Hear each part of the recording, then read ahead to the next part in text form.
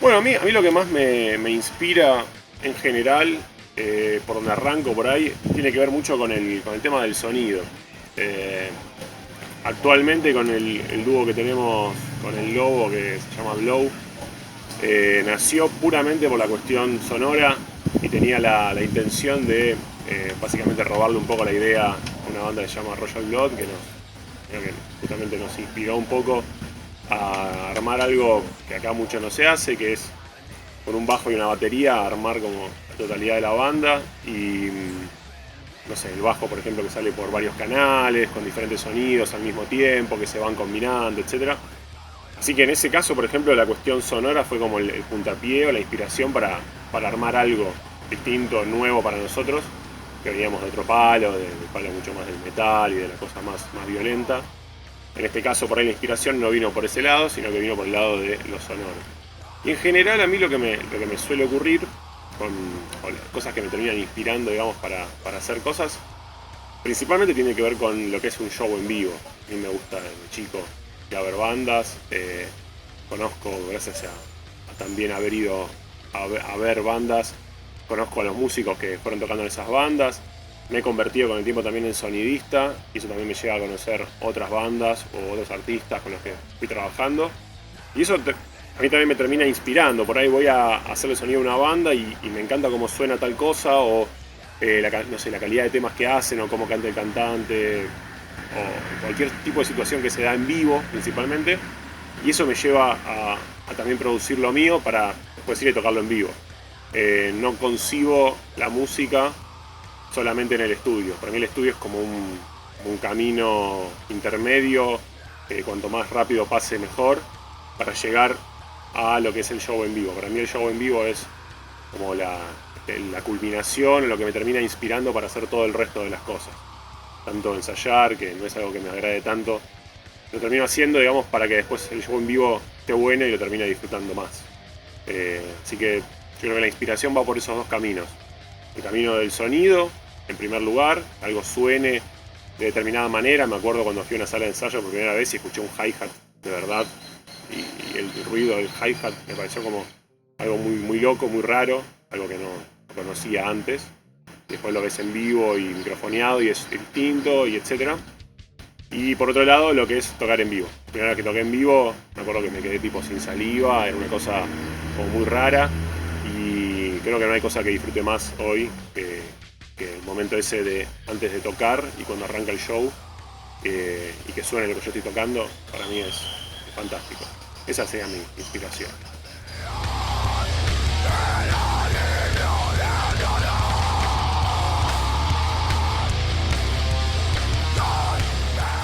Bueno, en el caso de cómo me planteo un disco, por suerte tuve la fortuna de grabar ya en mi, llamémosle carrera, varios discos y varios discos muy distintos. Y cada uno para mí tiene un planteo que tiene que ver con qué planteo también tiene la banda o el artista para el que estás grabando. Por lo general siempre grabé con mis proyectos, salvo algunos casos puntuales, donde bueno, me han invitado o ha salido, digamos, la idea de poder colaborar o participar ahí. Pero por lo general, como formo parte de la banda, llamémosle como miembro fundador y como participo también de las decisiones de la banda en general, crear un disco para mí tiene mucho que ver con qué es lo que la banda quiere plantear. Entonces, por ejemplo, hablando de una de mis bandas, por ejemplo, Nave Astra, toda la idea de una cosa como violenta, como visceral, como cruda, tenía que ver con nuestra imagen, con cómo nos veíamos en el escenario, con los shows en vivo que hacíamos. Entonces para mí el disco, la idea por lo menos del último disco, que fue en el que más participé, porque también participé, digamos, de toda la producción del disco, la grabación, lo hicimos en mi casa, etc. Todo eso para mí tenía la motivación de representar lo que es la banda en vivo, que era una banda violenta, una banda, digamos, con intenciones como de romper todo. Y entonces el disco para mí no podía ser algo ordenadito, con mucha sesión de estudio prolija, etcétera, sino que tenía que ver más con el ruido, con lo desprolijo, con platillos que por ahí se iban de mambo un poco, con la distorsión, etcétera. Entonces toda la cuestión del disco iba por ese lado, ¿no? Por ahí, no sé, si tenemos que hacer un disco un poco más popero, por ahí como el de Sagan, que es otro disco del que también grabamos en casa. Ahí por ahí la intención era una cosa un poco más prolija, se mantenía toda la cuestión del rock, pero la banda tiene otra intención, entonces el disco se plantea de una manera distinta. Y a donde más, digamos, donde más volqué por ahí lo personal, donde más estoy volcando mi manera personal de ver la música y de producir la música, nuevamente es con Blow, donde grabamos también todo en casa, pero lo más interesante de este caso para mí es que tal y como lo tocamos en vivo, los temas son como se grabaron. Digamos, grabé con exactamente el mismo bajo, los mismos pedales, los mismos equipos, que son los que llevo a tocar en vivo. Y para mí, hoy en día, con las posibilidades que hay tecnológicas de poder grabar en cualquier lugar, de que tenemos amigos que también nos facilitan algunas cosas, etc., creo que lo más sencillo y lo más favorable para una banda es tratar de representar lo que vas a hacer después en vivo. Para mí, los discos yo por lo menos los planteo hoy en día de esa manera, tratar de llevar lo que vas a hacer en vivo a que la gente lo pueda escuchar en su casa cómodamente y después le dé ganas de escuchar eso en vivo, que para mí es donde se termina de lucir la música, más allá de alguna red social o alguna plataforma.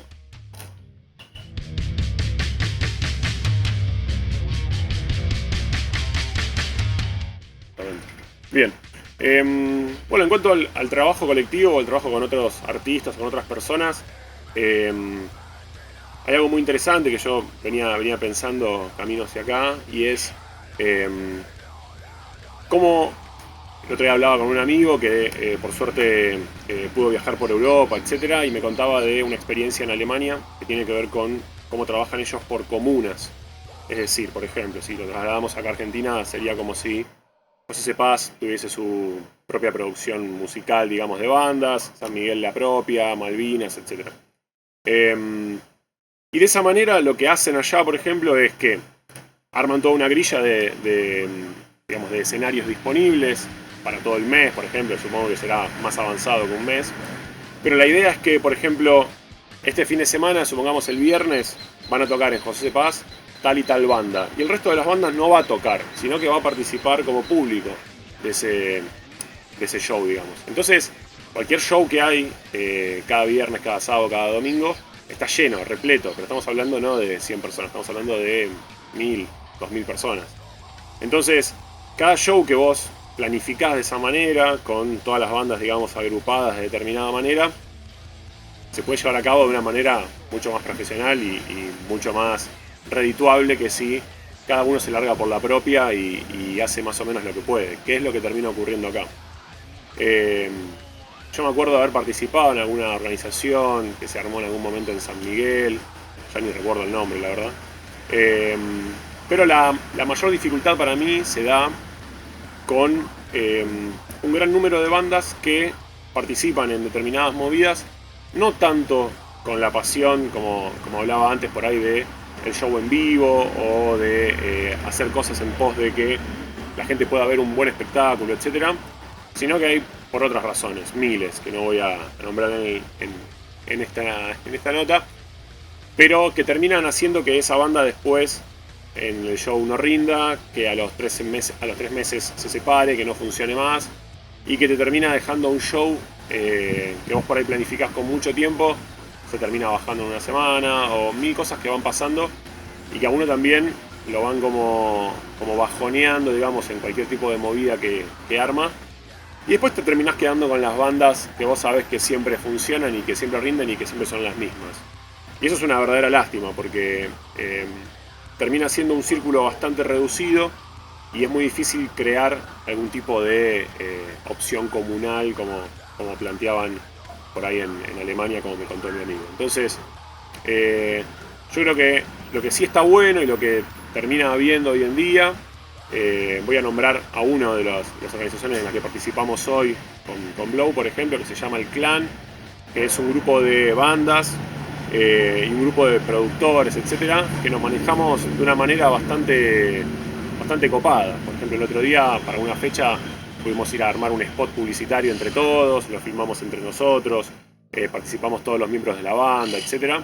Entonces vos sentís que estás en una movida que que no es solamente decir quién pone el equipo de bajo, sino que tiene un trasfondo un poco mejor, un poco más amable si se quiere, y más de fraternidad entre bandas.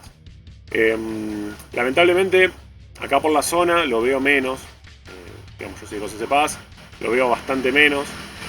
Es muy difícil generar lazos que perduren en el tiempo con bandas. Son pocas las bandas con las que compartimos escenario a menudo.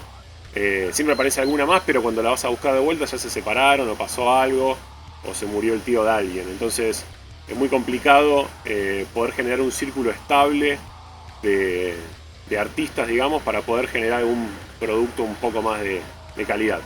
Cosa que, a pesar de las críticas que reciben y todo lo que personas ya mayores como yo puede llegar a generar, se da con algunos estilos, como hoy en día, por ejemplo, vamos a nombrar alguno, el trap, que vos ves a los pibes que se unían, por ejemplo, en las plazas y de repente de ahí surgió un movimiento nuevo, cosa que a nosotros nos está costando mucho desde el rock o de otros estilos.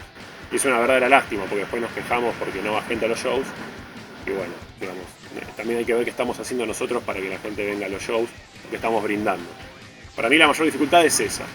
Por otro lado, para terminar, yo me siento muy feliz de toda la gente con la que me puedo rodear en todos estos años. Aquí detrás de cámara hay gente de ese estilo con el que puedo venir a participar de cualquier tipo de instancia porque sé que lo hacen de una manera... Digamos, la palabra profesional para mí va para los médicos. De una manera que como nos gusta hacerlo a nosotros. Entonces se disfruta y no tiene ningún tipo de costo, si se quiere. Y para mí es eso lo bueno, lo disfrutable de hacer con otras personas. Me pasa, por ejemplo, de que vengan algunas personas a grabar a casa. Es un espacio también que yo abro para la gente con la que disfruto compartir tiempo y música.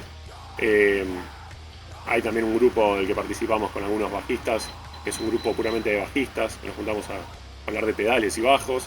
Y creo que hay un montón de instancias donde nos podemos unir y salen cosas muy gratificantes. Y trato de convencerlos a los que vean esto y estén ahí en la duda de ¿me armo una banda o no? ¿Qué hago? ¿Me compro una viola o no? ¿O me hago un tatuaje? Bueno, fíjate bien si vas a ser, digamos, un músico. Y no por la cuestión musical puramente de Beethoven o de más profesional, sino de voy a poner todo en eso. O simplemente voy a sacar 3-4 temas y voy a hacer un acústico en alguna cervecería. Yo creo que es esa la diferencia, digamos. ¿Qué es lo que vos te vas a plantear? Y en ese caso me parece que si todos honestamente nos planteamos qué es lo que queremos hacer, se pueden hacer cosas en grupo que pueden ser muy buenas. Bueno, soy Germán Fiebelkorn, músico, bajista, sonidista si se quiere, y acordate que todos somos Interesante Music.